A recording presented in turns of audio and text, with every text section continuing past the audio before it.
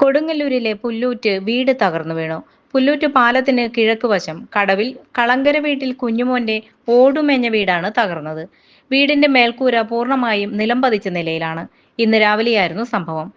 അപകട സമയത്ത് കുഞ്ഞുമോൻ വീട്ടിലില്ലായിരുന്നു. തടിമിൽ തൊഴിലാളിയായ കുഞ്ഞുമോൻ ഒറ്റയ്ക്കാണ് താമസം. പിന്നെ ഇപ്പൊ 2 ദിവസത്തെ അടുപ്പിച്ചുള്ള മഴ കാരണം ആകെ ബുദ്ധിമുട്ടായി. പിന്നെ രാവിലെ ഒരു 7 മണി 6:30 7 മണിയായപ്പോൾ വീണെന്നാണ് അയൽവക്കക്കാർ പറയണത്. നമ്മൾ കേട്ടിട്ട് ഇങ്ങോട്ട് വന്നത്. ഇവിടെ കുഞ്ഞിമോൻ എന്ന് പറഞ്ഞ ഒരാൾ മാത്രം താമസിക്കുന്നുള്ളൂ. വേറെ ആൾ ഒറ്റയ്ക്കാണ് ഇവിടെ താമസിക്കുന്നത്.